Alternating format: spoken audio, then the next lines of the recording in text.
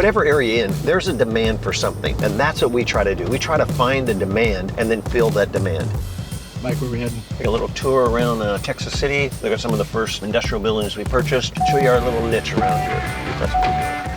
Anytime you come across property that has stabilized, which means crushed concrete, bull rock, and a good base where a tractor or a truck could drive on, it raises the value so much because of how expensive it is to stabilize just normal ground like that. What it costs is $100,000 an acre. So when we can come across pieces of property, a lot of times like this one piece, how many acres of concrete was there? 6 acres of concrete. 6 acres of concrete, but people don't put enough value on how much that's worth. But around here, you can lease that property out to industrial companies that need to store stuff, machinery or whatever. The ports are nearby, so you can actually make a lot of money just having a laydown area with a secured fence and a place where they can unload a ship and put some heavy industrial equipment, whether it's tractors. But the ports here are just busting at the seams, so they need laydown areas, what they call it. We've got one location that we purchased for how much? 1.7. It's bringing in $50,000 last month. We are on the lookout for those type of properties. But we've recently found out that the ports are running out of room because of the amount of equipment coming in from other countries, that now just open laydown area is a niche market that we're trying to capitalize on. So this right here is, how many acres is this whole? 20 acres. 20 acres. We're storing tractors, giant radiators, as big as semi-trucks. I have no idea what they're for, but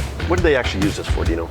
Bring tankers in and clean the tankers and then send them back out. So it was abandoned, no one was using it, city didn't like it. It was contaminated. But we're buy and hold guys, so we purchased it, repurposed it, gave it a nice paint job, cleaned everything up, and now we have, these are radiators. They could be anything. Today they're radiators that are from the ports, and how many are here today? 150, and we have another 100 coming. We store these things here for these companies. Now we have companies that need more space. So these radiators, we got a bunch more coming. We'll fill this whole thing up.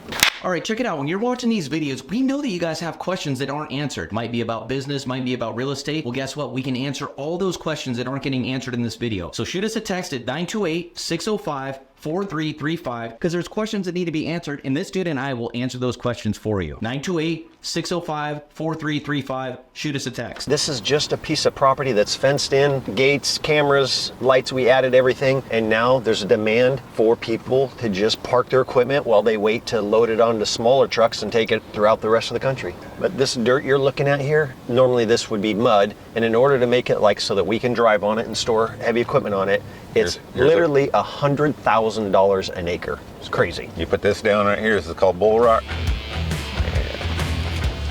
Put this down, and then you have to put base on top of it.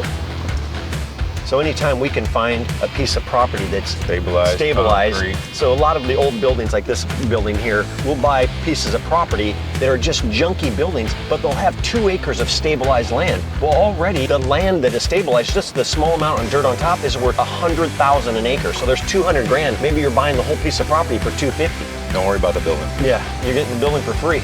And these would be industrial companies that just need to store stuff inside. There's a little expansion. We're doing a couple thousand square feet building here. We're just finishing up, haven't put the doors on yet, but that was a canopy that we're going to go ahead and close it in and then lease it out to an industrial company to store stuff that they need inside. Industrial companies, these refineries and stuff, the storage they have to have it. Kind of doesn't matter how much they have to pay. Sometimes it's only for 6 months, but they have stuff that has to be stored. They can't leave it at the ports, and so you can charge a little bit more than what you could maybe in some other town. Here, they have to get them off the ships, and then they have to get them out of the ports. So the closest places they can go is where they want to be, and we want to be there for them. There's always someone that needs a big steel building, period. And you can lease it for something. So they're not sexy. Most of the time they're rusted out, beat up. We reskin them, but we don't have all the other costs of planning, zoning, infrastructure, soft costs, permits. It's already in. We just put the new stuff on top of it, replace the bathrooms, and when we get done, we're done in a matter of 90 days, and it looks like a brand new building. What we're doing and the type of real estate we buy here may not work in your area, but somewhere there's some place that either needs a place to store corn, tractors, to do something. So the best thing in business is find something that other people aren't doing well that you see there's a niche. So around here, there was a lot of years that they had enough loading space, right, and unloading space. Well, guess what? That's changed. They need to look outside the port areas for additional places to park stuff. And so we're trying to fill that niche. So